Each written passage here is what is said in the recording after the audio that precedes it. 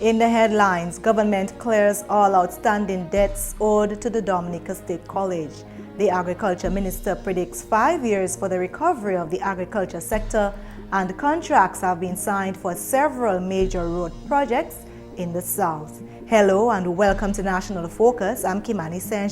Stay tuned for details of the headline stories and others coming up.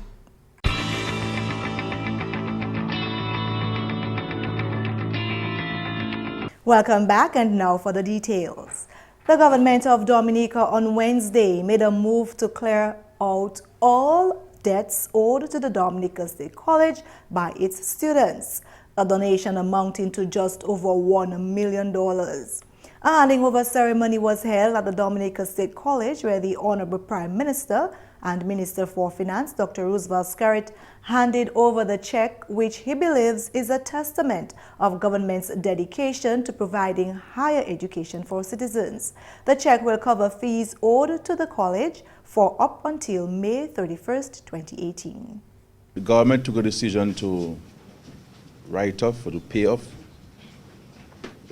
the outstanding fees of everyone in the country who owes the college, irrespective of who the person is, because I did not ask for the names of the students who owe. I simply asked for how much we owe. And there were negotiations back and forth and reconciling of accounts. And with the help of the registrar and the staff, we were able to conclude on how much the students owe the college, I believe as of 31 May 2018.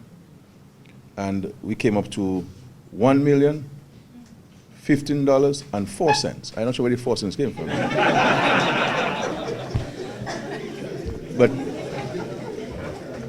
but it speaks to the accuracy of the accounting of the college. Underscoring that this is unprecedented of governments around the globe, the Prime Minister urged students of the Dominica State College to not take for granted this investment and gift. My only message to young people and young people of different ages, because we go as young as 50 or whatever, is that we must not take these things for granted. Because in countries that are much richer than us, and the United States of America is the most powerful nation militarily and financially, but there are many of your counterparts who are unable to attend school in the United States of America because they cannot afford to pay the tuition fees, or they cannot attract or contract a loan, a federal loan, and therefore they are sitting home because their parents cannot afford to send them to school. This is not the case in Dominica, a country with really, outside of human capital, no real resources. So we have to appreciate the efforts being made to provide opportunities to educate our people. President of the Dominica State College, Dr. Donald Peters, also highlighted that this type of financial support to the college is a historical point. He noted government's continued significant support to the institution. Government's contribution to this college is unparalleled in the history of the country, in that since I've been here, government has been funding at least 90% of the cost of running this institution. This is important for those in our country to know that in the real world, governments do not fund more than 60%, and that is in the biggest developing country. So the burden on government has been significant. The college has done well in itself. With a small administration of maybe 5 people, we have worked with the government to ensure that this institution does not fall behind, does not cool, or keeps its facility and its standards up. And I think we've done well, both the government of Dominica and the State College. The Honorable Minister for Agriculture, Food and Fisheries, Reginald Austrie, is predicting that it will take about 5 years for Dominica's agriculture sector to recover. Honorable Austrie made these remarks while speaking to the farmers of the Central Region last week. This includes the farmers of St. Joseph and Bells.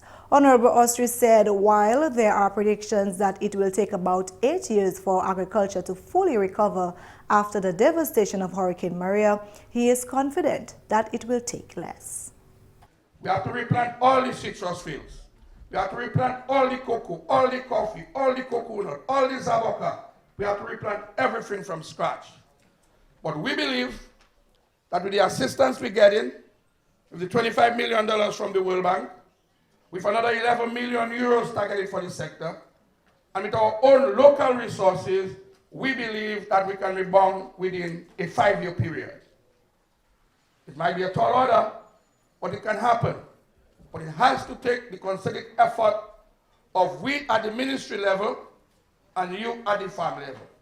However, he says in order to achieve this, change is necessary. According to the Agriculture Minister, it is imperative that farmers and the ministry alter the way of business in the sector.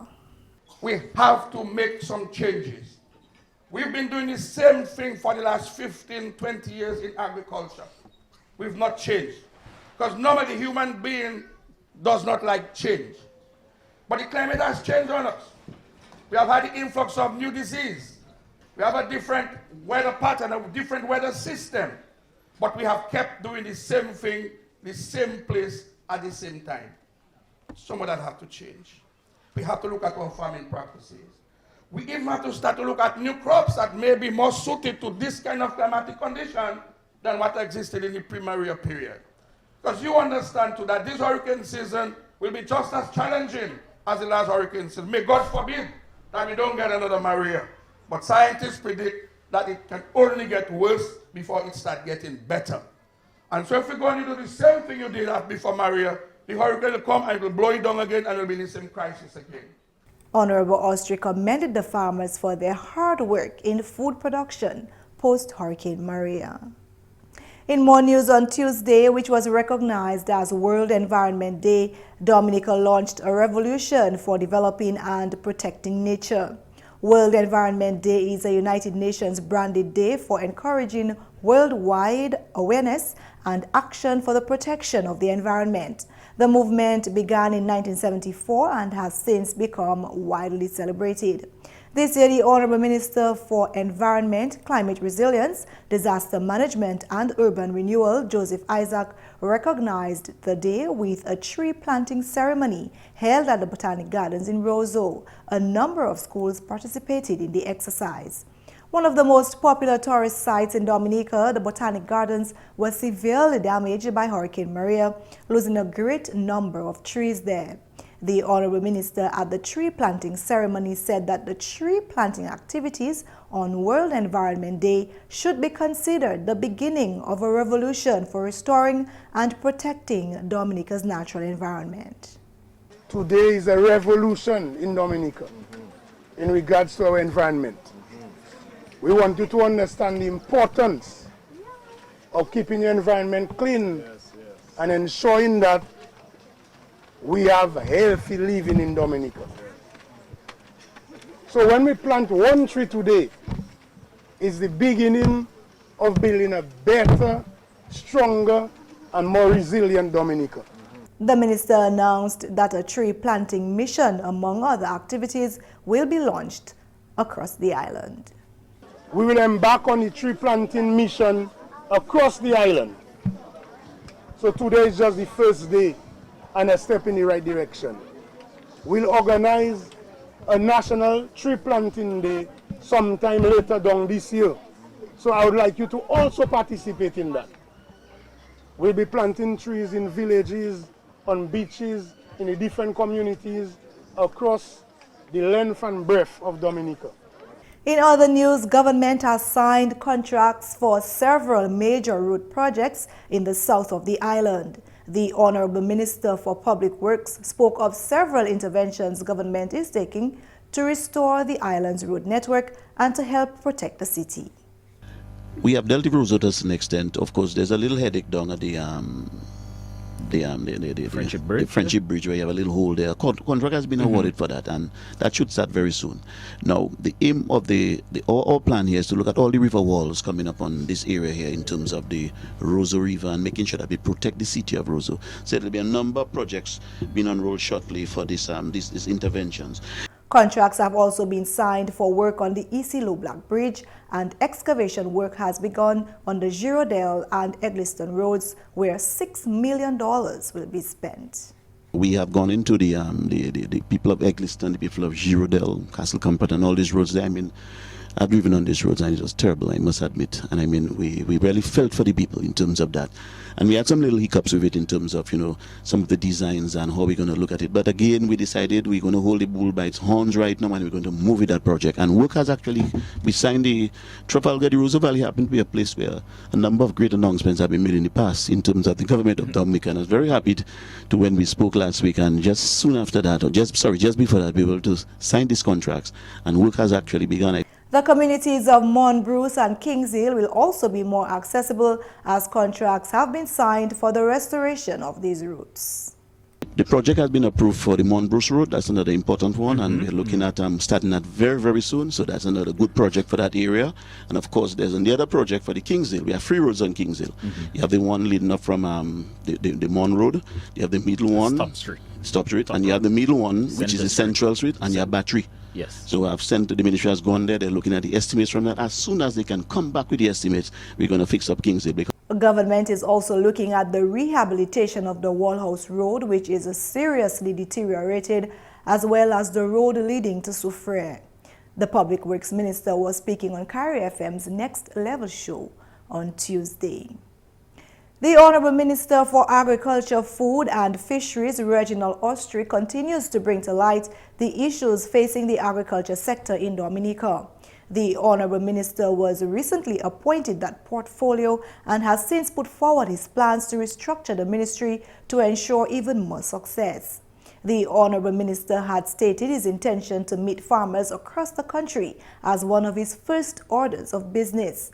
Last week in Salisbury, Honorable Austri revealed that one of the main concerns brought up by the farmers he has met so far is the availability of farm labor.